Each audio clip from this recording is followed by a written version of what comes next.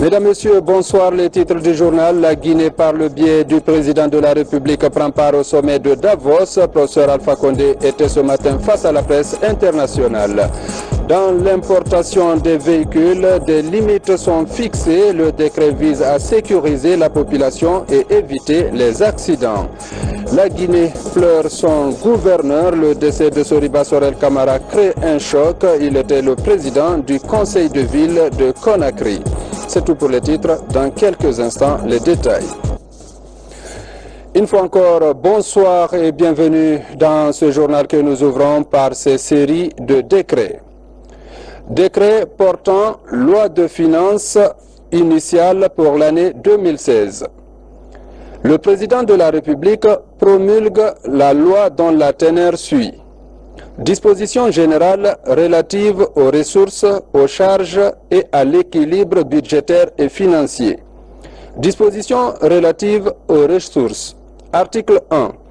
La perception des impôts, produits et taxes diverses affectés à l'État, aux collectivités locales, aux établissements publics et organismes divers habilités à les percevoir continue d'être effectuée pendant l'année 2016 conformément aux lois et règlements en vigueur sous réserve des dispositions de la présente loi. Article 2. Les affectations des recettes à des dépenses déterminées sous forme de budget d'affectation spéciale, de compte de commerce ou de fonds de concours sont autorisées et prévues en loi de finances. Article 3. Les recettes du budget de l'État pour 2016 sont évaluées à 13 797 milliards 741 936 000 francs guinéens. Dispositions relatives aux charges. Article 4. Le montant des dépenses inscrites au titre du budget de l'État dans la loi de finances pour 2016 est de 14 538 milliards 724 886 000 francs guinéens. Conditions générales de l'équilibre financier. Article 5. Le montant du déficit s'élève à 740 milliards 982 950 000 francs guinéens. La date de clôture des comptes au titre de l'exercice 2016 est fixée au 28 février 2017. Article 36. La présente loi de finances qui abroge toutes les dispositions antérieures contraires sera enregistrée et publiée au journal officiel de la République de Guinée. Conakry, le 18 janvier 2016, signé professeur Alpha Condé. Décret D 2016-021 PRG SGG portant promulgation de la loi L 2016-002 AN du 18 janvier 2016. Le président de la République, vu la Constitution, décrète, article 1er, et promulgué la loi L 2016-002 AN du 18 janvier 2016 portant autorisation de ratification de l'accord de financement relatif au partenariat mondial pour l'éducation signé le 21 juillet 2015 entre la République de Guinée et la Banque mondiale. Article 2. Le présent décret qui prend effet à compter de sa date de signature sera enregistré, publié au journal officiel de la République. Conakry, le 20 janvier 2016, signé professeur Alpha Condé. Décret D 2016-022 PRG SGG portant promulgation de la loi L 2016-003 AN du 18 janvier 2016. Le président de la République, vu la Constitution, décrète. Article 1er. Et promulgué la loi L 2016-003 AN du 18 janvier 2016 portant autorisation de ratification de l'accord de financement signé le 28 juillet entre la République de Guinée et l'Association internationale pour le développement IDA dans le cadre de la relance et la construction post-Ebola, Fonds commun pour l'éducation de base. Article 2. Le présent décret, qui prend effet à compter de sa date de signature, sera enregistré, publié au journal officiel de la République. Conakry, le 20 janvier 2016, signé professeur Alpha Condé. Décret D-2016-023 PRG SGG portant promulgation de la loi L 2016-004 AN du 18 janvier 2016. Le président de la République, vu la Constitution, décrète, article 1er, et promulgué la loi L 2016-004 AN du 18 janvier 2016 portant autorisation de ratification de la Convention de financement AFD numéro CGN 117801W signé le 3 août 2015 entre le gouvernement de la République de Guinée et l'Agence française de développement AFD dans le cadre de la mise en œuvre du projet Fonds commun pour l'éducation de base. Article 2. Le présent décret, qui prend effet à compter de sa date de signature, sera enregistré, publié au journal officiel de la République. Conakry, le 20 janvier 2016, signé professeur Alpha Condé. Décret D-2016-024 PRG SGG portant promulgation de la loi L 2016-005 AN du 18 janvier 2016. Le président de la République, vu la Constitution, décrète, article 1er, et promulgué la loi L 2016-005 AN du 18 janvier 2016 portant autorisation de ratification de la Convention d'une ligne de crédit libellée en dollars en date du 12 août 2015 entre le gouvernement de la République de Guinée et la Banque indienne d'export-import. Article 2. Le présent décret, qui prend effet à compter de sa date de signature, sera enregistré et publié au journal officiel de la République. Conakry, le 20 janvier 2016, signé professeur Alpha Condé. Décret D-2016-025 PRG SGG portant promulgation de la loi L 2016-006 AN du 18 janvier 2016.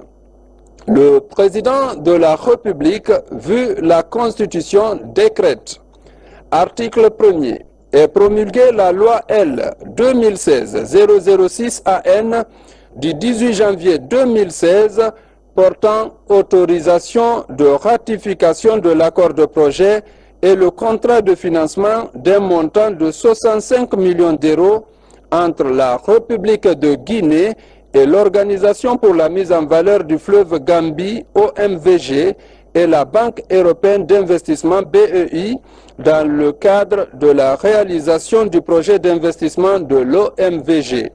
Article 2. Le présent décret, qui prend effet à compter de sa date de signature, sera enregistré et publié au journal officiel de la République. Conakry, le 20 janvier 2016, signé professeur Alpha Condé. Décret D-2016-026 PRG SGG portant promulgation de la loi L 2016-007 AN du 18 janvier 2016. Le président de la République, vu la Constitution, décrète, article 1er, et promulgué la loi L 2016-007 AN du 18 janvier 2016 portant autorisation de ratification de la convention d'établissement d'une raffinerie de pétrole à Kamsar entre la République de Guinée et la Société de raffinage guinéenne SA et Brahms Oils Refinery Limited intervenant. Article 2. Le présent décret, qui prend effet à compter de sa date de signature, sera enregistré, publié au journal officiel de la République. Conakry, le 20 janvier 2016, signé professeur Alpha Condé. Le président de la République s'est rendu cet après-midi à la rencontre sur le développement durable à Davos, où il est en séjour de travail. Ce panel organisé par le Programme alimentaire mondial a permis à tous les participants, dont la Guinée, de présenter leur programme. Reportage Ibrahim Keita. En fin d'après-midi de ce mercredi, le président de la République, professeur Alpha Condé, dans le cadre de la participation de la Guinée au Forum économique mondial, s'est rendu à ce panel organisé par le Programme mondial alimentaire. Rencontre restreinte réservée aux chefs d'État et de délégation, ainsi que des privés intervenant dans le secteur du développement durable. Cela en dehors de la presse. 2 heures d'échange au cours desquelles les différentes personnalités ont présenté leur programme. Pour le cas de la Guinée, sur les 5 points inscrits, le pays a déjà franchi 2 caps. J'ai eu à présenter les 5 points qui intéressent la Guinée.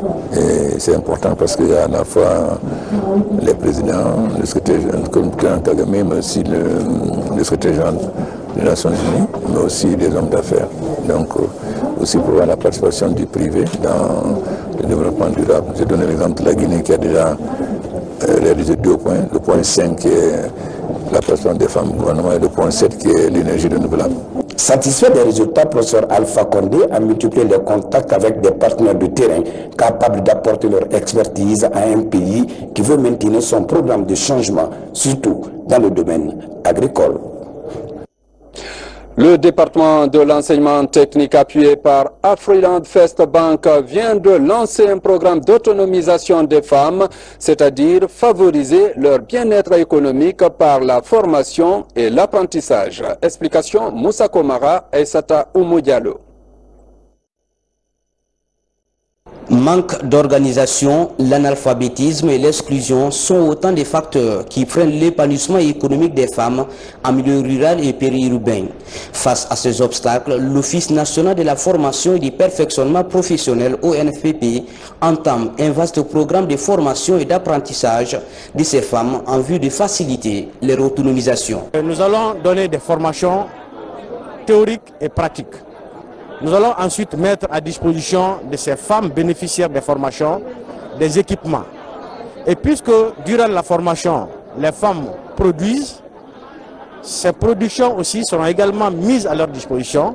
Ce sont ces productions qui vont être commercialisées et le fruit de cette commercialisation va leur permettre de trouver d'autres matières d'œuvre. Nous remercions les promoteurs de ce projet et nous tenons à leur disposition pour drainer vers le projet, n'est-ce pas, le maximum de femmes, n'est-ce pas, ayant besoin de fonder une entreprise et de mettre en œuvre des initiatives permettant d'atteindre l'autonomisation des femmes. Cette nouvelle approche vient compléter les efforts du gouvernement dans l'autonomisation de la femme guinéenne. La mise en place des MIFA et MC de Afriland First Bank illustre bien cette volonté politique qui a son actif des résultats concluants. Nous avons pu en direct toucher 35 000 personnes qui ont réussi à épargner 15 milliards de francs guinéens et Afriland First Bank a apporté un soutien de 20 milliards à toutes ces femmes et jeunes de Guinée. Chiffres annoncés par ceux qui ont déjà commencé, les initiatives MUFA et initiées par le président de la République avec le groupe Afriland, ont déjà enregistré des taux de réussite extraordinaires avec des remboursements à 100% et 15 milliards d'investis avec 20 milliards d'apports d'Afriland. Donc je crois que cela est très encourageant et c'est ce qui justifie de multiplier ce projet-là. L'exécution de ce programme pourrait contribuer à l'amélioration des conditions de vie des femmes et réduire la pauvreté dans la zone défavorisée. Depuis la promulgation du décret interdisant l'importation des véhicules âgés de plus de 8 ans ainsi que ceux avec une direction à droite, les commentaires vont bon train dans la cité. Pourtant, une décision qui vise à renouveler progressivement le parc automobile, mais aussi sécuriser la population. Reportage Algassimouba. La Guinée n'est plus la destination des véhicules de seconde main vieux de plus de 8 ans. La décision est annoncée par le chef de l'État à travers un décret rendu public il y a une semaine. Le même décret interdit également l'importation de véhicules avec direction à droite. La situation embarrasse les importateurs de véhicules d'occasion dans le pays. Par rapport à cette décision, c'est un peu de tristesse aussi. Généralement, nous ne sommes pas encore arrivés à ce niveau. On peut encore réfléchir pour voir d'autres solutions, trouver d'autres terrains, comment on peut faire pour que les véhicules plus âgés qui sont encore dans la circulation, comment ils peuvent partir. Rien qu'en 2015, le Bureau régional des transports terrestres de Conakry a immatriculé 19 886 véhicules particuliers. Pour beaucoup, la décision du chef de l'État est une manière de renouveler progressivement le parc automobile, de sécuriser la population et de protéger l'environnement contre les émanations des gaz à effet de serre. Les vieux véhicules causent beaucoup d'accidents dans la circulation. Dans la zone spéciale de Conakry, les véhicules de plus de 10 ans, nous avons 177 840. Les véhicules de moins de 10 ans, nous avons 69 160. Ça, ce sont les véhicules particuliers, les transports publics. De plus de 10 ans, nous avons 70 560 véhicules. Moins de 10 ans, nous avons 41 440. Les immatriculations temporaires. De plus de 10 ans, nous avons 1908. De moins de 10 ans, nous avons 7632. Les modalités d'application du dit décret seront dévoilées dans les prochains jours par les ministères des Transports et du Budget. Quant à la Direction générale de la douane, elle attend l'arrêté d'application pour interdire au port tout débarquement de voitures d'occasion vieilles de plus de 8 ans. Après sa prise de fonction, la nouvelle ministre de l'Environnement se met au travail. Elle sillonne actuellement certains services de son département pour s'enquérir de leur fonctionnement. Question pour elle de mieux comprendre les besoins. Mamadou Alpha Baldé nous signe ce reportage. Pour le ministère en charge de l'environnement, les défis sont nombreux et les attentes grandes.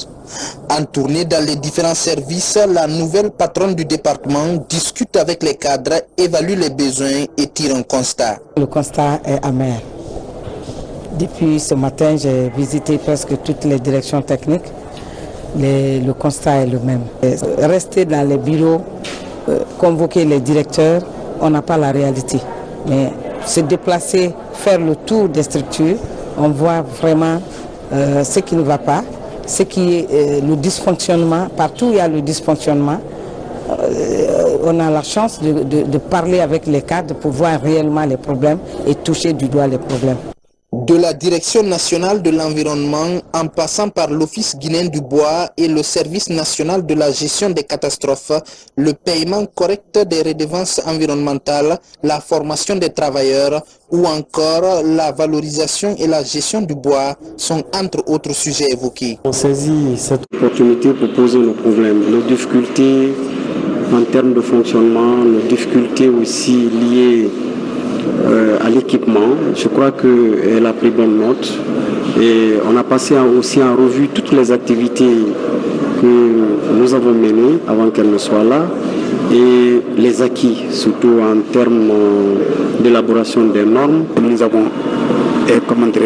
travaillé sur un certain nombre de documents, par exemple l'arrêté conjoint pour la valorisation des produits forestiers. Ce document reste encore sur la signature et la réglementation de la coupe. C'est des instruments qui sont très importants dans le cadre de la gestion durable de nos produits forestiers. Dans les prochains jours, des réformes sont attendues. Une meilleure protection des forêts et autres sites classés reste aussi parmi les priorités. Le ministre d'État à la présidence chargé de la défense nationale a bouclé sa tournée de prise de contact dans les grandes unités de la capitale. Accompagné par le commandement militaire, Dr Mohamed Diané a promis de poursuivre les réformes engagées dans le secteur. Compte rendu adjudant Sekou Kamano. Pour sa deuxième et dernière journée de prise de contact dans les grandes unités de la capitale, Dr Mohamed Diané s'est successivement rendu aujourd'hui au camp Kamayen, à la Marine nationale, au haut commandement de la gendarmerie nationale et au bataillon de la sécurité présidentielle. Dans ces unités, le ministre d'État à la présidence chargé de la défense nationale a félicité et encouragé les forces de défense pour leur adhésion à la réforme. Je suis venu pour vous féliciter au nom du président de la République et pour vous demander de continuer cet esprit de sacrifice pour aboutir aux objectifs que la loi de programmation militaire s'est fixée. Mais cela ne peut pas se faire sans discipline, sans respect de la hiérarchie, sans patriotisme et sans la vigilance avec les menaces terroristes. Nous devons renforcer nos capacités de réaction pour prévenir ce qui s'est passé dans ces pays. Au cours des 5 dernières années, la réforme du secteur de sécurité a enregistré des résultats tangibles. Dr Mohamed Diané nourrit l'ambition de poursuivre l'œuvre déjà amorcée en vue de bâtir à l'horizon 2020 une armée professionnelle et entièrement républicaine. La loi de programmation militaire qui a été adoptée à l'Assemblée nationale nous permet aujourd'hui de continuer la deuxième phase du processus de la réforme du secteur de sécurité, non seulement pour améliorer les conditions de vie des militaires, la gendarmerie et des forces de sécurité, mais aussi de rendre notre armée professionnelle. Cette série de prises de contact va se poursuivre les jours à venir dans les 4 régions militaires du pays. Une manière pour le nouveau ministre d'État de toucher du doigt les réalités du terrain. Et puis, installation du nouveau directeur général de l'Office des pétroles. Cette nouvelle structure rattachée désormais à la présidence aura en charge la gestion du secteur des pétroles en amont et en aval. Autre sujet de cette édition, le banditisme refait surface à Conakry. 9 bandits ont été interpellés par la police judiciaire de Kaloum. Ils sont accusés de braquage, de détention d'armes et viol. Selon les services de sécurité, le groupe opère souvent dans la haute banlieue de Conakry. Abdelaziz Baldé. C'est une offensive conjointe menée par la police judiciaire de 2 unités de la brigade de répression du grand banditisme. L'opération débouche sur l'arrestation de 9 présumés malfrats. Le groupe est accusé de détention d'armes de guerre et de vol de voitures dans des réceptifs hôteliers à Koya et du Breka. Ces individus qui sont là ont été arrêtés suite à de nombreux cas de braquage en ville. On a trouvé sur eux l'arabe qui est là, grise. Le taxi qui est là-bas. Il y a l'Almeria, c'est cette voiture. Il y a la moto. Plus, c'est la Peugeot 309. Comme vous voyez, c'est un arsenal qui a été trouvé sur eux. Un PMAK, 4 fusils de chasse, 21 cartouches, une scie à métaux, 2 paires de ciseaux, une machette. Cet homme fait figure de leader du groupe. À son actif, plusieurs braquages de l'enlèvement de cette RAV4. Le premier c'était à Koya, en allant vers Koya, en allant vers Kaka, dans un hôtel de Blanc. Ça c'était notre première opération. La deuxième opération c'était à Kuntia, là où on a pris le véhicule Hyundai 4x4. Le troisième aussi, c'était toujours même en Kuntia, en allant vers Mamouya, là où on a été empêché par un militaire. Le téléphone d'Alia est tombé. Un certain jeune est sorti, il a dit à Alia qu'il le connaît. C'est à cause du téléphone là maintenant qu'Alia a été arrêté. Il est allé nous chercher. Nous sommes les policiers de tous ceux qui vivent sur le territoire de la République de Guinée. À ce titre, c'est pour eux que nous travaillons. S'ils ne nous aident pas à faire leur sécurité, ils n'auront pas la sécurité à laquelle ils prétendent. Vous avez vu récemment, nos agents ont fait l'objet d'attaques en banlieue d'une foule.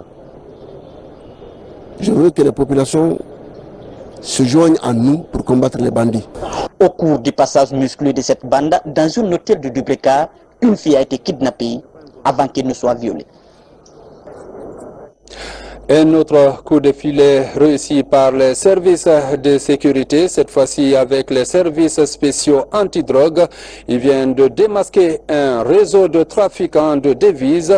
Le groupe monte des projets à travers les réseaux sociaux pour tromper les hommes d'affaires. Une nouvelle forme donc de banditisme en Guinée. Explication, Younousa Tawel Kamara. Une liasse de plus de 23 000 $. Mais attention, il s'agit de faux billets de banque, d'autres faux documents et une fausse quantité d'or en poudre saisis sur ce tome. Le suspect dit être un chef d'entreprise qui monte des projets sur les réseaux sociaux. En Guinée depuis 2004, il vient d'être démasqué par les agents des services spéciaux antidrogue et du crime organisé. C'est une bande très bien organisée qui passe par les réseaux sociaux. Ils montent des entreprises fictives qu'ils présentent, n'est-ce pas, par email et autres à ces gens. Ils se font passer pour des hommes d'affaires spécialisés dans le commerce des matières précieuses telles que l'or et le diamant. Donc à travers des échanges de correspondance, email et autres, ils parviennent à convaincre, n'est-ce pas, leurs victimes qu'ils sont là, ils ont des quantités d'or. Vous voyez ce montant? C'est le faux. C'est une question d'image du pays. Que ces bandes organisées viennent prendre notre pays en otage. Ça fait pleurer. Ces gens sont partis le chercher. On les a mis dans une voiture. Ils ont fait le tour de le cafouiller complètement. Et en fin de compte, on les a envoyés dans un immeuble inachevé à 4 niveaux. Et les gens ont été logés là-bas. On a mis le bagage. Après, le lendemain, on les a dit, écoutez, et votre bagage contenant telle chose, des montants et des téléphones, a disparu.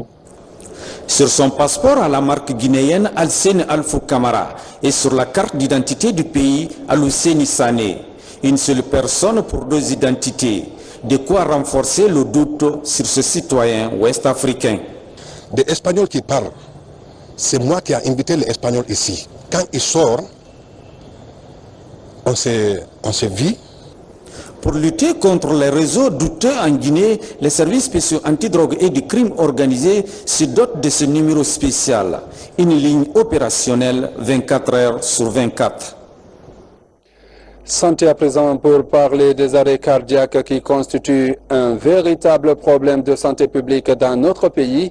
Le phénomène fait beaucoup de décès dans le pays. Il est souvent confondu par bon nombre de Guinéens comme des crises dont l'un des facteurs de risque est l'arrêt cardiaque. On écoute ce spécialiste au micro de Adia Toubari. Il n'est pas dit que toute crise cardiaque conduit à l'arrêt cardiaque. C'est pourquoi on dit qu'il y a 2 formes de crise cardiaque. Il y a une crise cardiaque fatale, c'est-à-dire qui conduit directement à l'arrêt cardiaque, et une autre forme qui est non fatale. L'individu fait sa crise cardiaque, il y a quelquefois même sans se rendre compte. Il vit avec ça, mais les conséquences vont se développer à la longue. C'est en ce moment, s'il commence à ressentir par exemple l'étouffement, les pieds qui s'enflent, ainsi de suite, il vient voir le médecin cardiologue et quand le cardiologue fait l'électrocardiogramme, il voit qu'il y a les séquelles de crise cardiaque au niveau de son cœur. L'arrêt cardiaque peut être causé encore par d'autres causes, telles que la noyade, l'électrisation, la consommation des drogues, l'intoxication ou une insuffisance respiratoire aiguë. Il y a des jeunes qui naissent avec des malformations congénitales au niveau de leur cœur, au niveau des vaisseaux. Mais malheureusement, ils ne connaissent pas. Et ils se mettent, par exemple, à jouer au foot à des moments qui ne sont pas du tout convenables, ou bien fournir des efforts qui ne correspondent pas à l'activité réelle du cœur en ce moment. Et en fin de compte, ils font leur arrêt cardiaque pendant le jeu. Donc, tous les éléments qui conduisent ici à la crise cardiaque, il faut les éviter. C'est ça que je dis, ce qui est lié à notre mode de vie. Et puis cette page noire, Soriba Sorel Kamara n'est plus. Le gouverneur de la ville de Conakry a tiré sa révérence ce matin à la clinique Ambroise Paré. Parents, amis et collaborateurs étaient ce matin à la grande famille à Dixine pour les condoléances. Moussa Bangoura. Âgé d'une 60aine d'années, le Bouillant est très actif, gouverneur de la ville de Conakry, a tiré sa révérence tôt ce matin. La nouvelle a vite fait le tour de la cité. Conakry est affligé. Depuis mars 2014, Soriba Sorel Kamara est gouverneur de Conakry pour la deuxième fois. Ces derniers mois, ses efforts étaient amoindris par une maladie qui l'a emporté. Soriba est décédé dans le travail. Il est mort bic à main. C'est hier matin que nous l'avons pris ici à son domicile pour partir à l'hôpital Bel Air. De là-bas, Soriba Sorel respirait difficilement. Il a dit, mon ami, je ne vais pas me relever sous cette maladie. Il dit que je suis très malade. De là-bas, nous avons tout fait. Comme hier, nous aussi, on avait une plénière à la CENI dans le cadre des préparatifs des élections locales. Et je l'ai quitté pour aller en plénière à la CENI. Nous sommes restés jusqu'à 17 h. Je suis revenu de là-bas, je suis allé à Bel Air, on me dit qu'on l'a envoyé clinique Ambroise. De là-bas, nous sommes allés, on l'a trouvé. Mais l'état à laquelle je l'ai trouvé, Soriba Sorel ne pouvait pas se relever sur cette maladie. Aujourd'hui, mon ami est décédé. Nous avons évolué politiquement ensemble. Nos familles sont pénétrées. Nous sommes devenus unis et indivisibles. Aujourd'hui, les mots me manquent. Que Dieu ait pitié de son âme et lui réserve son paradis. Soriba Sorel Kamara est né d'une grande famille à Fria. Mais c'est à Conakry que cet enseignant émérite s'est taillé une place au soleil. Acteur politique majeur de ces 4 dernières années en Guinée, Soriba Sorel Kamara était le loup blanc de la capitale, qui avait une bonne lecture politique des réalités du pays. Ses actions sont saluées de tous. Depuis environ 1 an, Sorel ne s'est pas reposé. Nous avons tout fait pour que certains week-ends, il nous laisse sur le terrain. Il n'a jamais accepté. Partout où nous sommes, il est avec nous. Le déguerpissement, il est avec nous. Le dégagement, l'assainissement, il est avec nous. Les dégagements des petits bateaux, Bouloubine, Terminatai, Binifaka, et j'en passe. Sorel était toujours là avec nous. Donc nous souffrons réellement de cette disparition. Depuis qu'il est venu au gouvernorat, les gens souffraient. Mais il a soulagé tout le monde. Il a augmenté le salaire des jeunesses, les jeunesses de tout le monde. Il avait pitié de tout le monde, même ces derniers temps-là, il pleurait à cause de l'argent que mes travailleurs ne sont pas payés. Il avait le souci là, il ne voulait pas que ça crie au gouvernorat. Il dit, KS, je ne veux pas que ça crie. Le professeur Alpha Condé aime la Guinée. Il ne faut pas que ça crie au gouvernorat. On va chercher d'argent partout pour qu'on paye les travailleurs. Soriba Sorel Kamara, ancien député, grand orateur, père de famille, nous laisse de grands et beaux souvenirs d'action publique.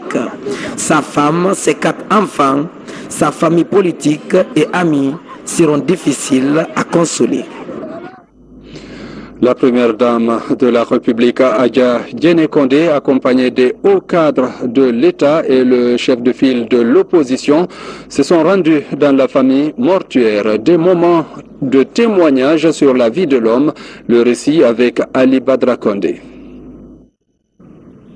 Depuis l'annonce du décès de Soriba Sorel Kamara, gouverneur de la ville de Conakry, nombreuses sont des personnalités de la classe politique guinéenne à rallier la maison mortuaire pour présenter les condoléances d'usage ici dans la commune de Dixine.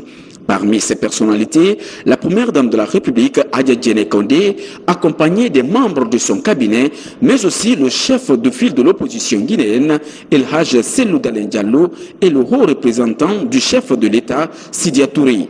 Des moments de douleur et de consternation. Sorel était un homme humble. Il était un homme serviable. Il nous a toujours conseillé. Même avant-hier, il m'a appelé au téléphone. Madame le maire, est-ce que vous êtes en train de suivre les convois de déguerpissement. Parce que nous avons déjà un programme. Il faudrait que vous les suivez sur le terrain pour qu'ils respectent le programme. Ils doivent commencer par la corniche.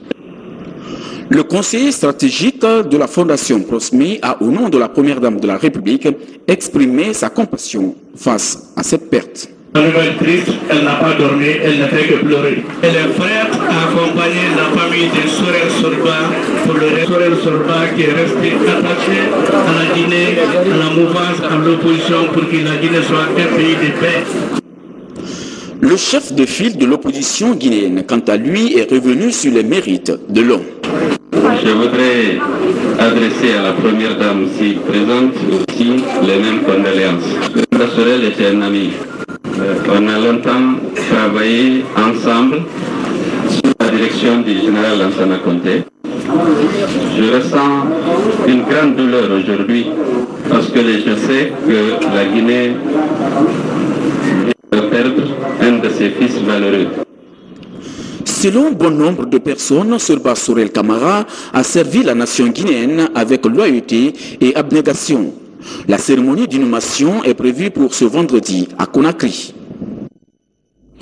Depuis l'annonce de la nouvelle, Conakry est sous le choc. C'est lui qui préparait l'un des plus grands événements du pays est parti sans voir la réalisation du projet. Conakry pleure aujourd'hui le président du conseil de ville, Fatima Diallo. Conakry en deuil. Au gouvernorat de la ville, les drapeaux sont en berne, les locaux fermés. La disparition brutale du président du conseil de ville est lourdement ressentie. Les anciens collaborateurs de Soriba Sorel Camara vantent ses mérites. Je retiens de Soriba Sorel un jeune dynamique, un jeune battant, un jeune qui aimait son pays et qui aimait toujours l'excellence. Un jeune qui s'est battu pour la paix dans ce pays, un jeune qui s'est battu pour le progrès pour ce pays, un jeune qui s'est battu pour ses amis et pour ses frères. Donc ce que je retiens de lui, un combattant qui voulait que Conakry soit une perle de l'Afrique occidentale d'antan. Toujours de bonne humeur, l'homme à la voix caverneuse avait bien le ton et la voix fanée. Mais aussi ses interlocuteurs le trouvaient séduisant. Soriba Sorel Camara a été un grand mobilisateur.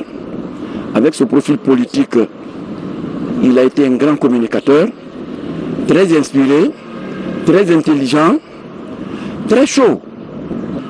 Et sa caractéristique principale, c'est cette honnêteté, c'est cette propreté du cœur. Soriba Sorel Camara, jusque-là gouverneur de la ville de Conakry, s'est beaucoup investi dans l'assainissement de la capitale. Il rêvait de redonner à cette ville son charme d'antan, la perle de l'Afrique de l'Ouest. Sorel, en tout cas pour la salubrité de la ville de Conakry, il a pu faire au moins ce qu'il pouvait. Surtout, il entretenait bien les femmes balayeuses.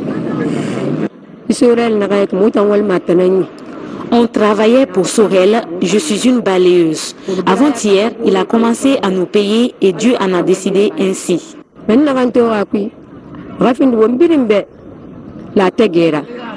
C'est le destin. Nous prions Dieu pour qu'il le pardonne et qu'il l'accueille dans son paradis. Aujourd'hui, on a perdu un grand monsieur qui nous a beaucoup servi et qui a servi cette nation dans la loyauté et dans la sincérité. Et je souhaite que Soriba Sorel, que Dieu l'accorde dans son paradis, que son âme repose en paix. Le gouverneur de la ville de Conakry laisse derrière lui une capitale qui se modernise et attire du monde.